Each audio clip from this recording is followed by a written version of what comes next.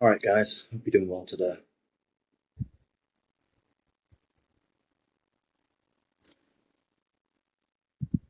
In the wake of what's happened to Henry Nowak, I thought I should probably make a video, give him just some kind of thoughts really about what I kind of think about the whole thing.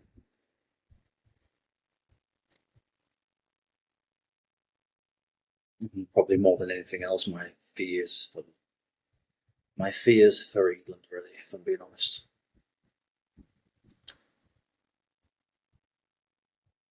First of all, all I can say is that I offer my sincere condolences to the family, to the friends, acquaintances of Henry Nowak and his family.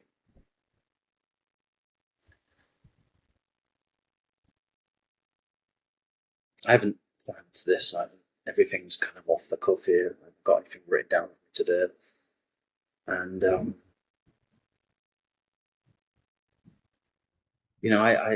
I've seen the body cam footage. I've seen the footage of the riot in Southampton.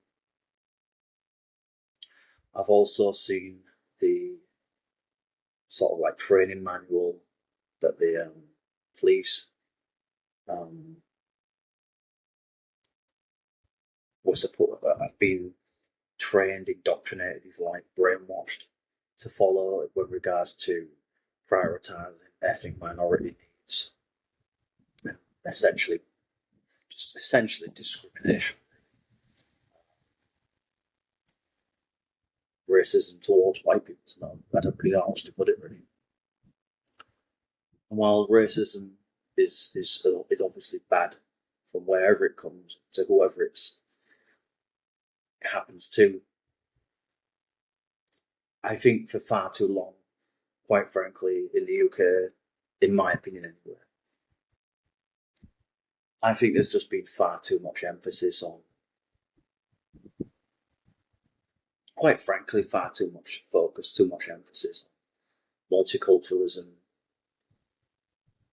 racism against black people, issues, surrounding ethnic minorities, and I think while it's obviously important to raise awareness of issues, I think the problem is that for far too long there's been, I believe, far too much emphasis on focusing only on basically everybody else except white people.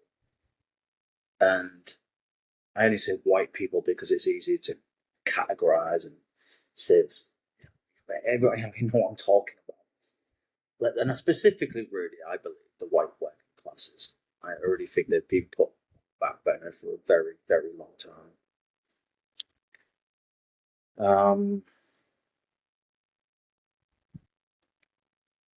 As I said, I've seen the body cam footage of the arrest of Henry Nowak. It's not an easy watch. It's not. It's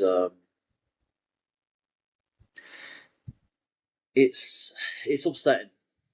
It's very upsetting, and it's extremely frustrating, extremely disappointing to witness the police behaving like that. And my heart goes out to the family. That's all I can really say. A young man robbed of his life. For what?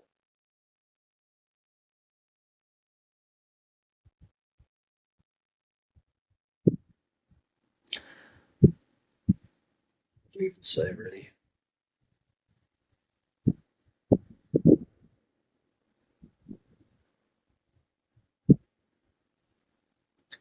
Terrible. Terrible, terrible shame.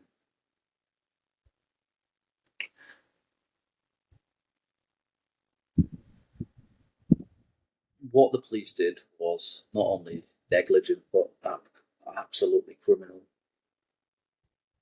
Quite frankly, every single last police officer involved in attending that scene, I believe, should be dismissed from their duties and should face criminal prosecution. They should all go to court and should, in my opinion, face very lengthy prison sentences for that. As we all, anyone that's watched the footage knows, Henry said many times that he couldn't breathe, and essentially one of the officers dismissed the fact that he'd clearly been severely injured with what I believe was, I think, 5 stab wounds.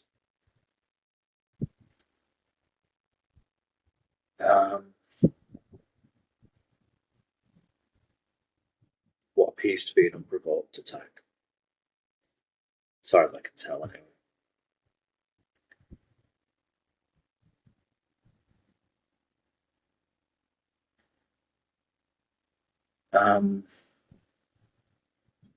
Why it took so long for an ambulance to arrive at the scene, I don't know. Why the police behaved in the ways that they did, I suspect it's because of what I mentioned at the beginning of the video about this whole training of essentially treating ethnic minorities, non-white people,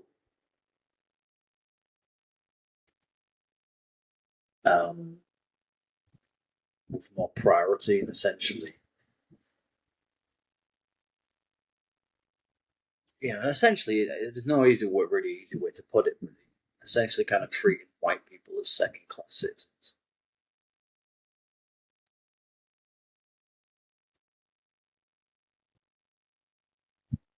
There was not a shred of empathy for that kid.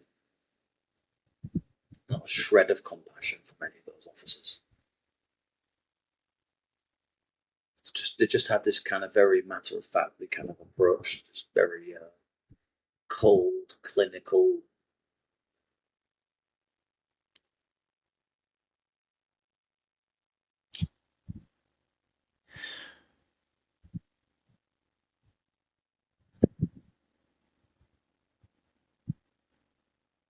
I don't really know what to say, honestly. I don't. What do you say?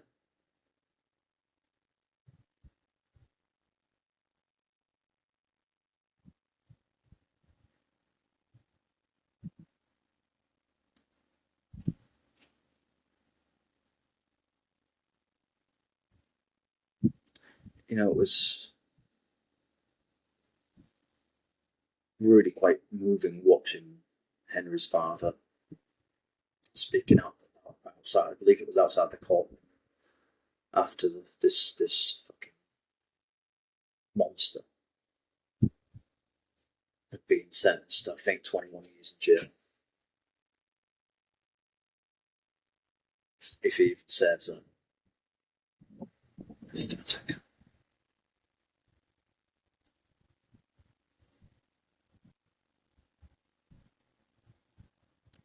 His father was clearly trying to be very brave and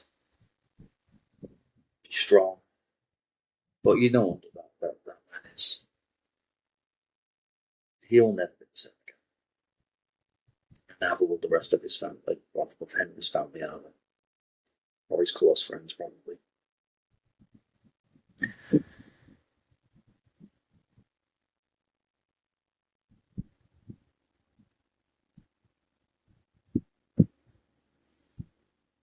My fear is that we are. My fear is that we are in.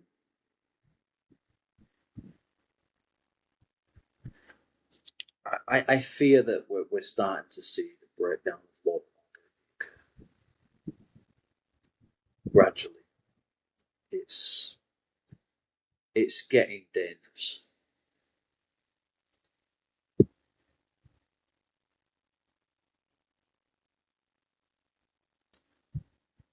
When people talk about two-tier justice, two-tier policing,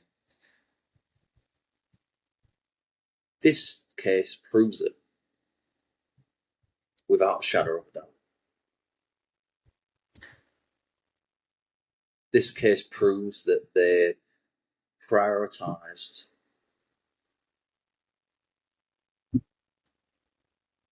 and put faith in the perpetrator of this crime and gave that monster, which he is,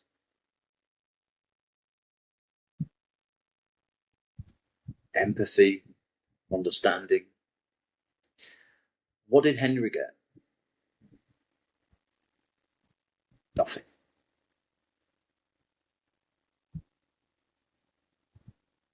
An 18-year-old lad, barely out of his teens, just about to be an adult, his whole life ahead of him. May have had children at some point, may have gotten married. Who knows what he would have gone on to do with his life.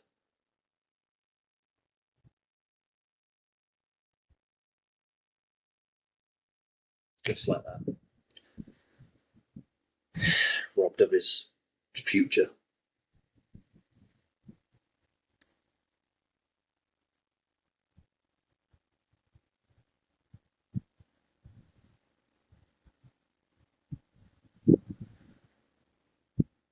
All because we decided that one particular religious denomination should be allowed to carry a religious knife around.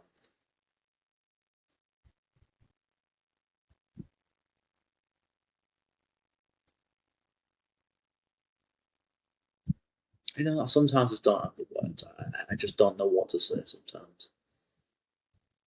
I just don't know what to say.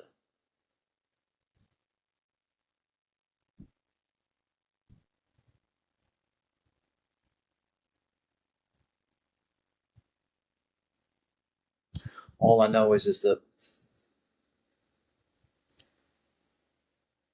we're heading for serious trouble.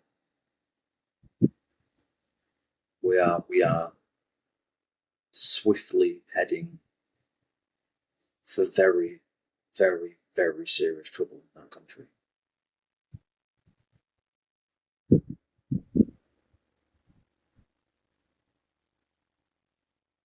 Because what this case reveals is that there is an anti-white sentiment at the heart, quite frankly, probably all of the major police departments of the United Kingdom, or at least in England, or at least where there's heavy populations of non-white people, I guess.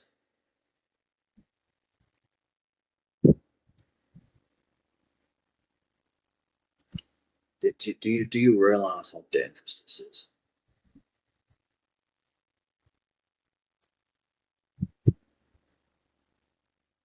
We are heading for trouble.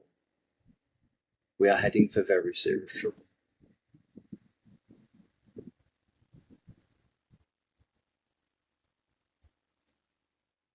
And what you saw in Southampton is nothing, quite frankly. It's nothing. It's nothing what compared to what's coming.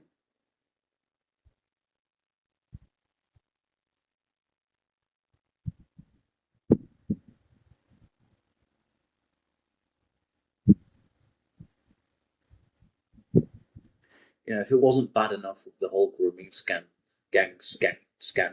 and you know, and the fact that it's been a nationwide criminal activity ongoing probably for decades, which is probably still going on today, probably some parts of the UK, unfortunately. If that wasn't bad enough, then we've had, you know, hundreds of thousands of people coming across in dinghies across the English Channel for God knows how many years now.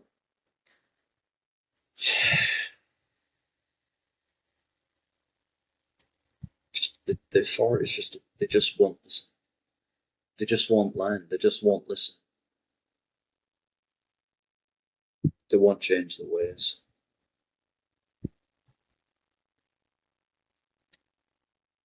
And it's just breeding and not to mention all the progressive ideology that's clearly soaked into policing policy. You know, the way councils are run, overall authorities being poisoned, indoctrinated by all this stuff. You know, all the issues with immigration for the last few decades now. The fact that we were ignored in 2016 in the Brexit vote. I think what all of this shows, when you look at it as a bigger picture, what all of this really shows is that there's been a systematic approach to essentially destroying the United Kingdom bit by bit, basically. That's what I think. And it's nothing new. This has been going on for decades. In fact, I would argue that it's, you know, quite frankly, once the British Empire collapsed and we got involved in the First World War, Second World War, we'd basically signed, you know, really you could even argue, essentially, once we were an empire, we kind of sort of signed our death warrant as a nation, in a way. As paradoxical as that might sound, because what it meant is that once that empire collapsed, which it did, and we had to give all those territories, former colonies, their, you know, for their independence, freedom, we were then on the back foot. And with kind of globalism kind of taking off post Second World War, and with the rapid rise of immigration policy in the late 40s and 50s, and various successive waves of immigration over the last few decades, we've basically destroyed our country. So our country was sold out. It was sold out in terms of demographics. It was sold out in terms of its sovereignty, its independence, its industries, manufacturing. And it became more and more a branch of various bureaucratic processes, probably starting in the 50s, certainly ramping up from the 70s and 80s. And then with, you know, Blair's government, and just more and more sort of lenient waves of immigration without any real standards, without any real vetting processes, without any real firm values to promote anymore, because we've become this excessively liberal society. We basically said, this is what we are. We are a multicultural society.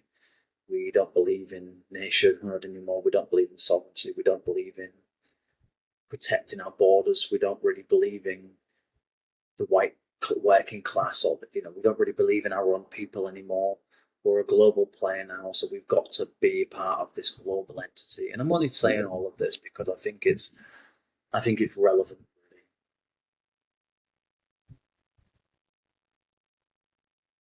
And once we became entangled in all of this bureaucratic sort of web of always kind of being on the back foot, it was game over, basically. And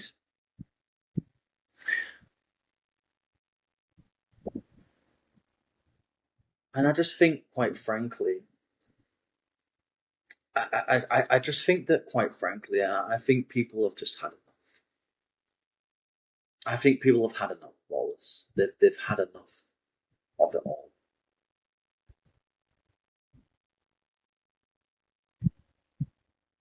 And I bring this up because I fear that this what's happened to this poor lad, God rest his soul, is in my opinion, it's kind of set a precedent. I think it's set a kind of. I fear it's set a ball in motion now. That I believe quite. I think it's. I think there's a very good chance that this is going to turn very sour, and I think very quickly.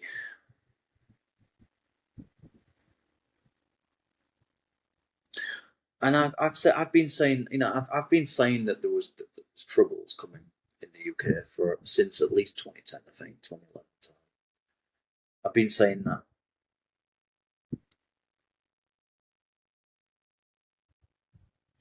For almost basically half my life, almost.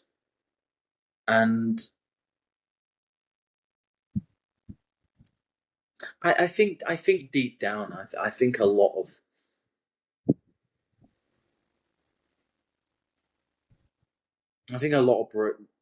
Brits that haven't thankfully been brainwashed by the left, by wokeism, by progressive woke ideology. I think that they're waking up and they're smelling the coffee and realizing that these people aren't on our side. They don't like us. They don't want us. And we're no longer a priority in our own country anymore.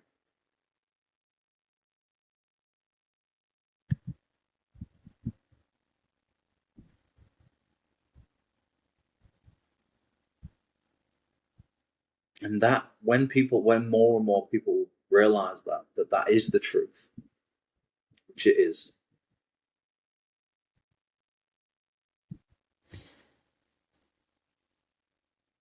God help them.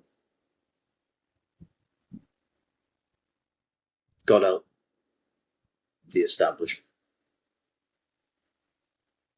God help the police.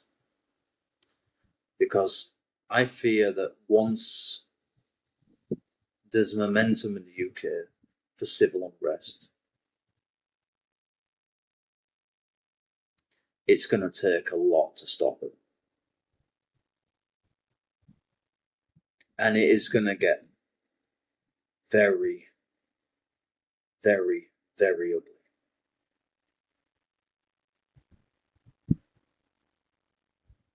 There's been a lot of talk in the last 2-3 years now of civil war, civil unrest, and I think we've all kind of sort of brushed it off. So, that England is a civilized people. They don't do things like that. You think?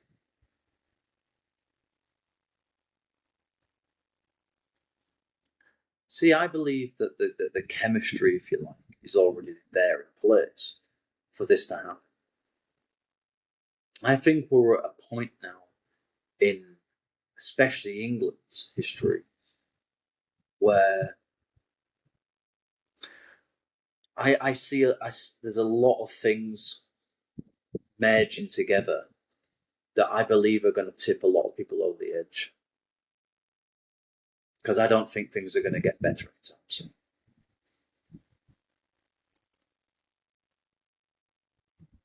And because of that, it's going to make a lot of people very desperate. And as they say, desperate people do desperate things, right? When people can no longer really afford to have a decent quality of life anymore.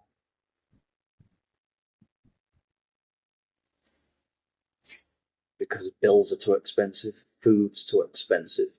There's countless issues with immigration that's not being controlled, not being addressed properly. When police get away with clear discrimination, clear racism,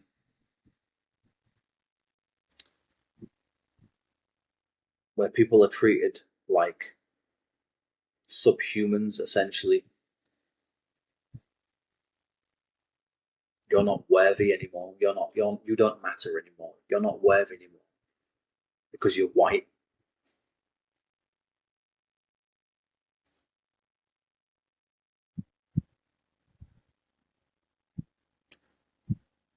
Shit is going to hit the fan real soon, I think. I don't want it to. I don't condone violence. I've said it many times on my channel, various videos I've made. But I do think, I think we're in very dangerous times right now, in my opinion. We are in very, very volatile, very potentially very easily hostile times, vulnerable times.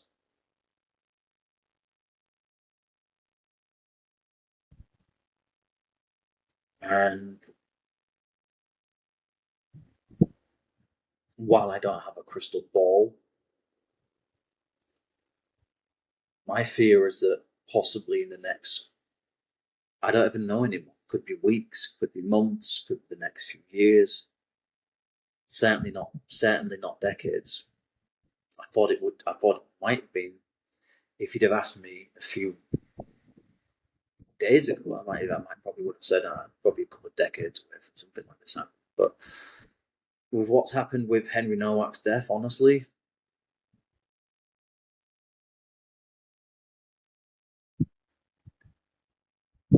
I mean, look, it's not looking good, is it? It doesn't paint the police in a very good picture, this, to say the least. And given that we now know that policing, that an element of police training is bias, it's essentially racism, white racism towards whites, discrimination towards whites at the very least.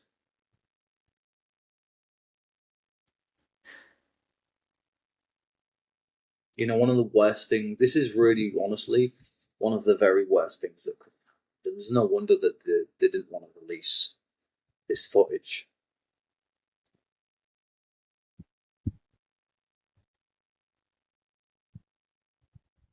You know, only was it about a week ago we saw that these three, I think there were three brothers or whatever they were, that had assaulted some police officers. I think it was in Manchester Airport. Essentially got away with it.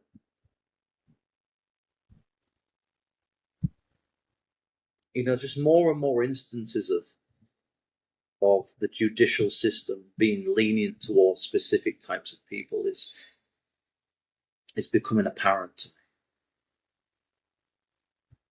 And the question is, why? What are they afraid of exactly? Who are the authorities really afraid of? Is it whites? Is it blacks? Is it people from various ethnic minority backgrounds? Because it seems to me like the police seem to see that their whole ethos is to essentially protect social cohesion at all costs. Not to do any real policing, not to police with fairness, not to treat everybody as equals under the law. No. It seems to me that their policing is based politics. It's based on ideology. It's based on the colour of your skin.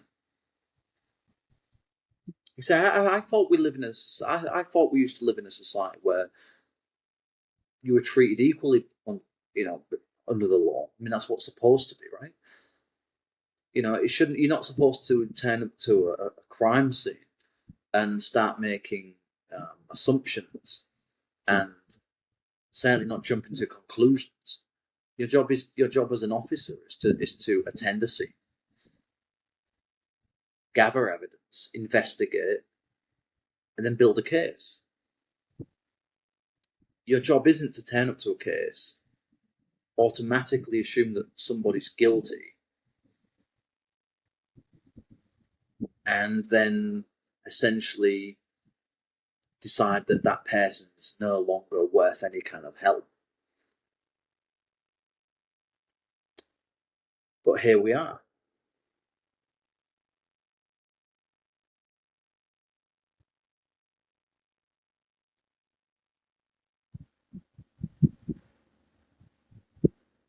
It seems to me that the authorities are rather frightened. They have their hands tied, or a mixture of the two. That's what I think is going on here. There's something's fishy, something's up here. Why is there so much anti-white kind of sentiment in the UK? Why is there so much anti-white institutionalized injustice? Why is there so much?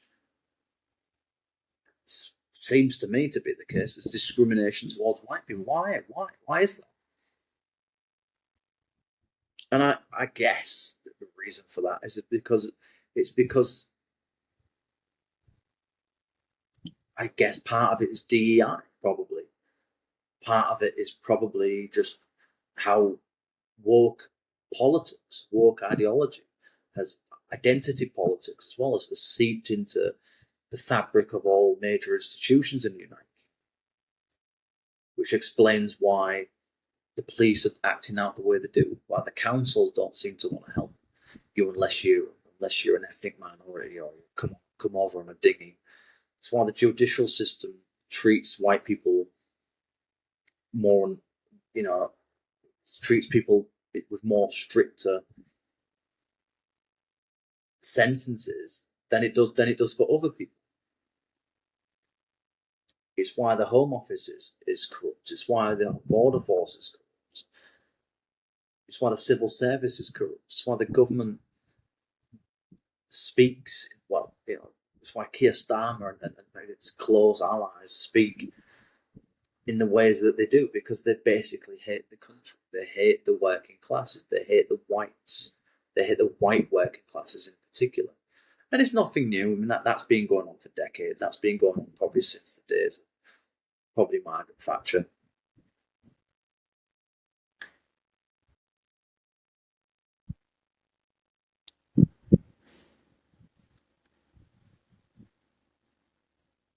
As I think I've said before in other videos, I don't want to see the military on the streets. I don't want to see vigilante justice. I don't want to see mob mentality take over. I don't want people to turn this into something that it doesn't need to be. I don't want to see this thing turned into an excuse for a very small percentage of people to use it as an opportunity to loot, to just vandalise, to burn things down.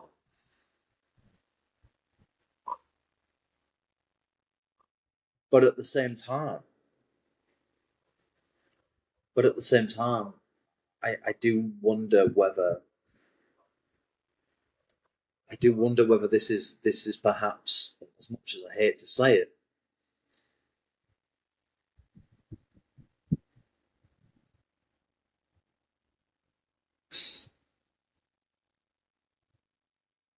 maybe it has to happen. Maybe we do need civil unrest. I don't know. Just throwing it out there. I'm not saying that. I don't promote people breaking the law, obviously, but there is a part of me that wonders whether, if the authorities don't care anymore, if they don't want to listen, they don't want to change,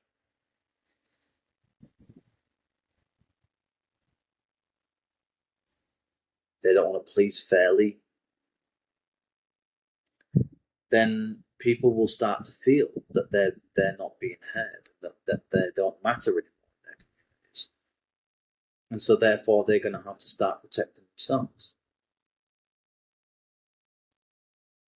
in whatever ways that will have to be, I guess. And I think eventually there will be collective efforts up and down the country to achieve that. How exactly that will pan out, I don't know exactly, but I think people are slowly. I think a lot of people are already kind of honestly giving up on the police. They've given up on the authorities. But I think there's a growing sense in the UK that the authorities can't be trusted. That they are essentially, they don't do the work of protecting or supporting the public anymore. They do the work that makes them look good. They do work that supports their needs, that benefits them, that's advantageous to them, not the public. Unless, of course, you have the right skin colour or the right ethnic background.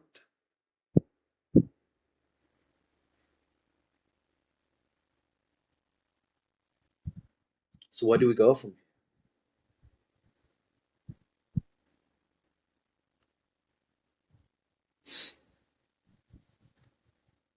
Do we put our hope in Reform UK?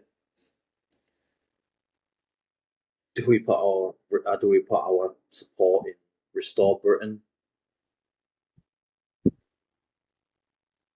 Because what we can't afford to do, what we can't afford to do is to give into apathy. Because once that happens, then it's easier for the authorities to take over.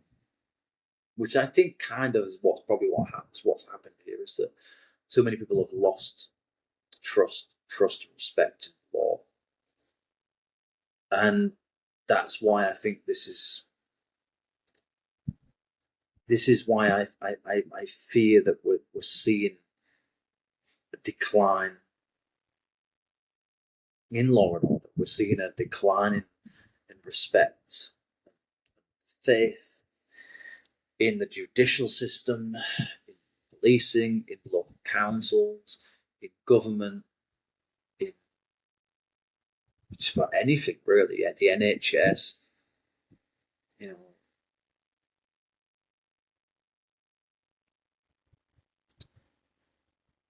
Pretty much every aspect of society. I think people are just slowly losing the will to live, quite frankly,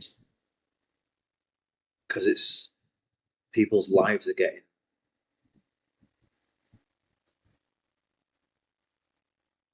gradually, incrementally kind of worse. And I think there's just a sense that people, in my opinion, I think a lot of people feel that they are being treated as some kind of an enemy, or that the authorities have decided that you are the enemy just simply because you're white, just simply because you're a white British person. So therefore, you are automatically, by default, the problem in this country. You are the issue, just because you're white. And if that is the case, well, then that's racism. No question about it. So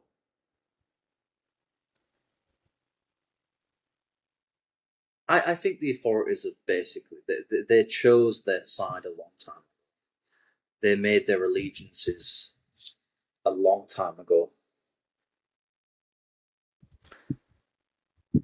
And they only listen to the people that provide the money. They don't police out of doing what is moral and ethically good, the common good. They police based on.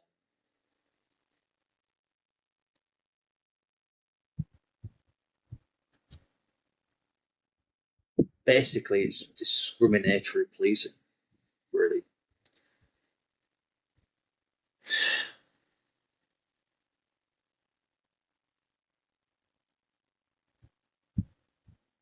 I don't know what the solution is here. I'm not going to sit here and pretend that I do. But things need to change. Things really do need to change in the UK, and it needs to change rapidly. You know, I'm not in any way a Nigel Farage fan, but I saw his sort of emergency sort of speech thing he did the other day, and he was talking about the potential of the breakdown of law, and he's right. He's right. He knows what's coming. Well, he's not the only one. He's not the only one. Rupert Lowe knows it too. I'm sure Keir Starmer probably knows it.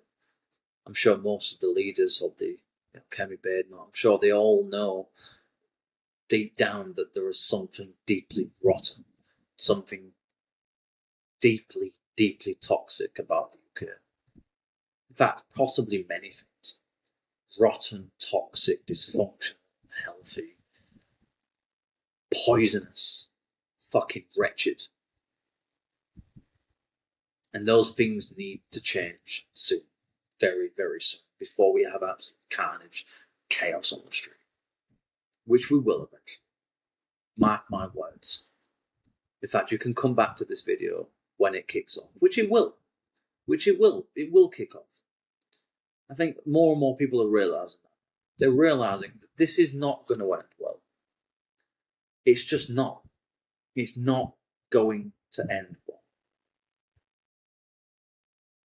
I've been saying this for a long, long time. You know, and everyone's kind of, all the like mainstream parties are basically trying to get the extra signal coming out of all this performative fake empathy, and they give a fuck about this kid. They don't give a shit. But you know, if it was some black kid that had been killed, or some fucking hell, institutional racism, you know, there's a and I'm quite frankly, I think a lot of people are getting sick and tired of all this kind of rhetoric. This whole thing of black people are disproportionately represented. So what? Maybe there's a reason for that. Maybe it's got nothing to do with racism. Maybe it's because in certain areas of the UK where there are predominantly black communities, guess what? The predominantly black percentage of that community, probably black youths, committing certain types of crime. Knife crimes. So maybe there's a reason why there's a increase in stop and search in some places. Good. I'm glad there is. I don't promote racism or any kind of discrimination towards anybody, because otherwise this whole video will be just one big hypocritical talk. I don't support any racism. I don't support any discrimination towards anybody. I think we need to have the truth, no matter how uncomfortable it is.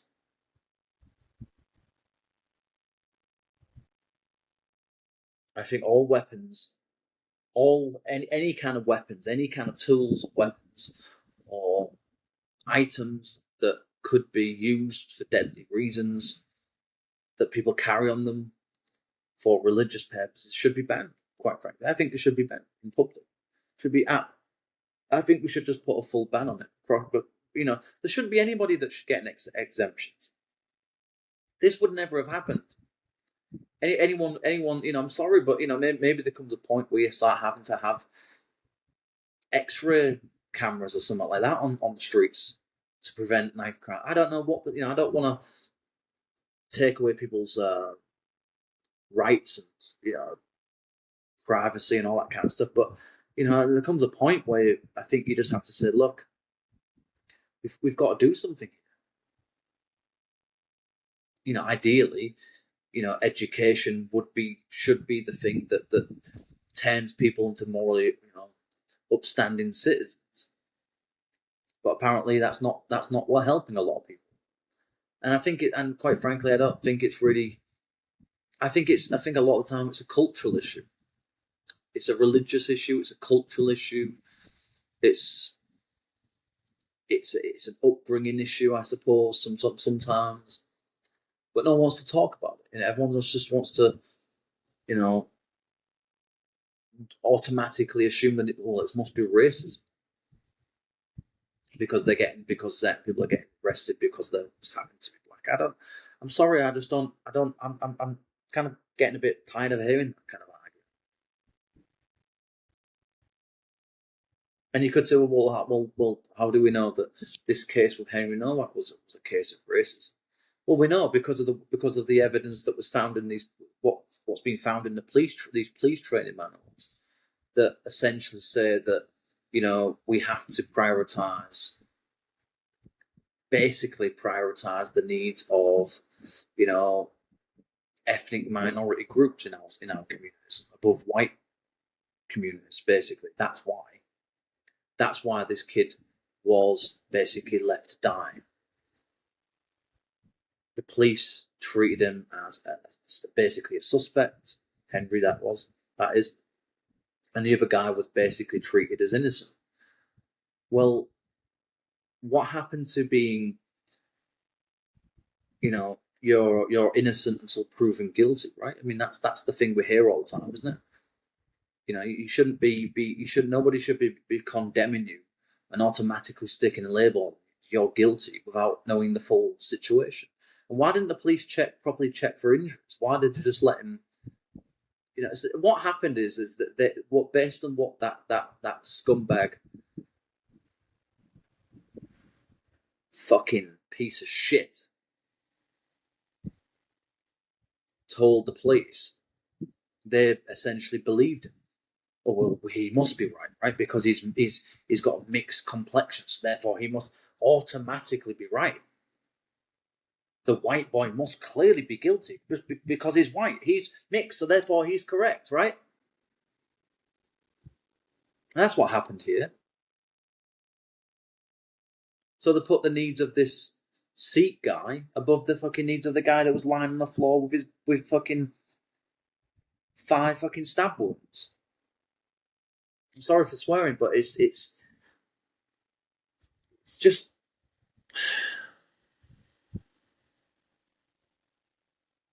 What the fuck is going on in that country? What is going on over there?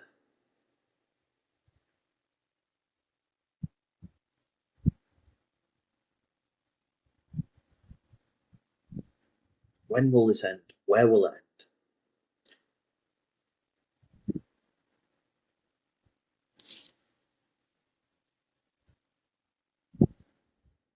Maybe we need to start having some very, very difficult, serious conversations about immigration. Maybe we do need to start having some very, very ugly conversations, which clearly the authorities have been trying to prevent for at least 34 years. There's conversations that basically Enoch Powell was trying to kind of get people to engage with diplomatically, politically, legally, before things spun out of control. Because I think he was someone that saw where things would end up. He knew that things were going to that there was going to be division, that there was going to be segregation, that there was going to be conflicts of interest because of this. And the authorities at that time, as they do now, didn't want to listen. They kept covering their ears, trying to kick the can down the road. Somebody else's problem. We don't want to deal with that. We don't want to talk about that kind of things. It's not our problem. We don't deal with that stuff. And here we are, 2026. Except for now, it's even worse. Because now we've not only got probably millions of people in the UK that don't really have any alliance, any kind of, they don't really feel that they belong there. So there's a kind of resentment in them, I guess. Legally, they have the right to be there, but they don't really feel any connection to the country. So you've got that side of things. You've got the people that just genuinely hate the country, genuinely hate the white working classes, and the authorities are on their side because they hate them as well.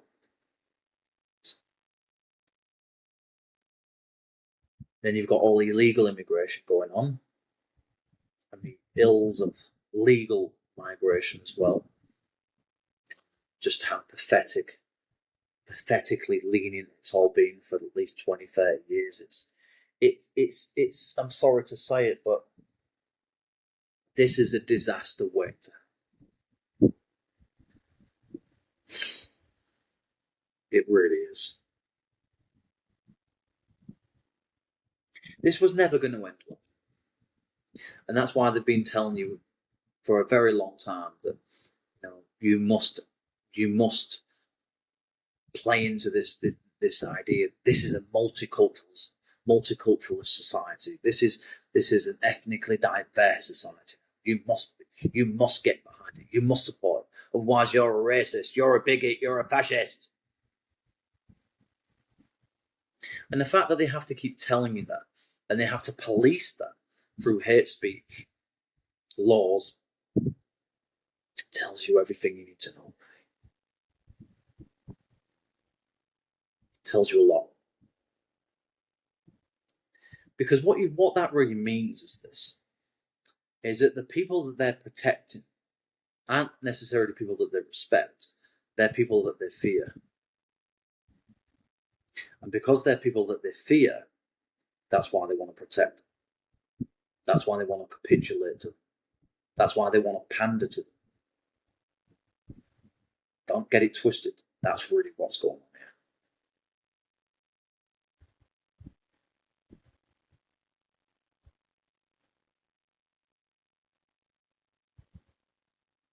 We're heading for trouble.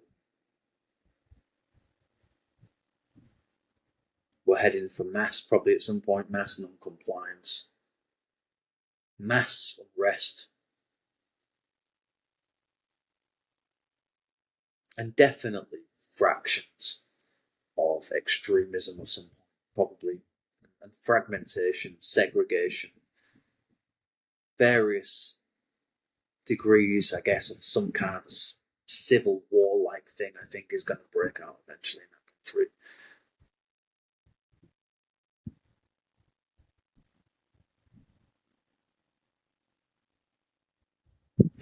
As I said, my condolences go out to Henry, Nowak, and it's White, it's a family, and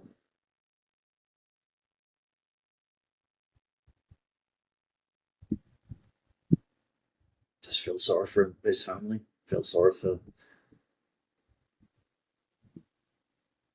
the people he knew, the people that he loved, the people that respected and liked him. This must be a very difficult time for them.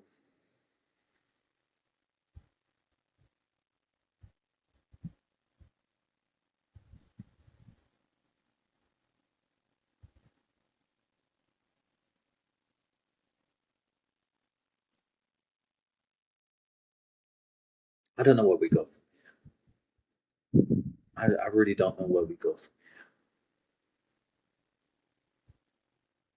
here. We keep hearing of people saying, you've got to have faith in the system. You've got to have faith that things can change. You've got to have faith that the democratic process will eventually, create a level playing field eventually. You've got to believe that, believe in politics, believe in civility, law and order, and people doing the right thing. And I think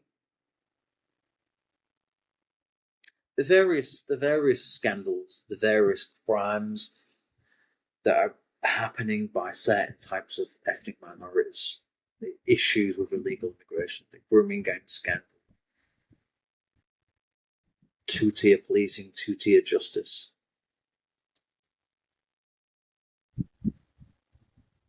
It proves to me that society is, I believe, is breaking down. That civility is gradually, it's becoming fractured. Culture is becoming fractured. On top of all this, there is the economy, which is basically dead. Got rising unemployment, incredible debt, inflation, cost of living crisis, the issues going in Iran and Ukraine.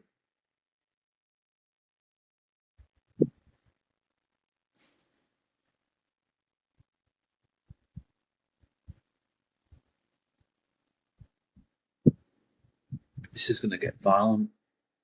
It's going to get messy. It's going to get complicated. And I fear for the future of my country.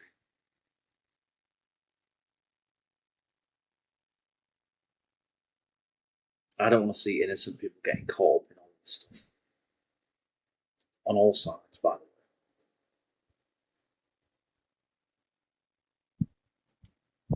And I don't want to see a crackdown by the authorities. I don't want to see excuses by the authorities to bring in new, harsher, draconian rules and measures.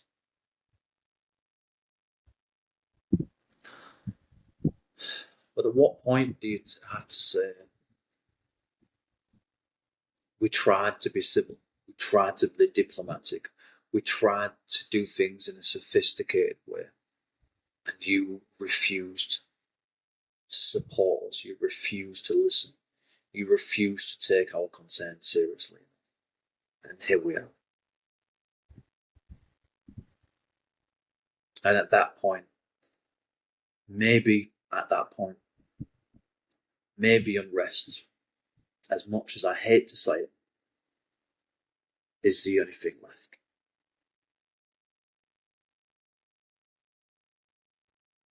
Let me make myself clear one more time. I don't condone violence. I don't condone people breaking the law. But I also think that people's tolerance is on very, very thin ice. And I think at some point that ice is going to crack. And that will be the point when possibly things will start to change. That's my hope.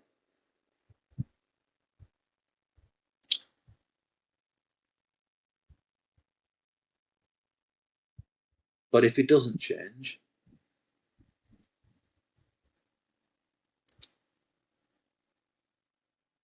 God help England. God help the United Kingdom.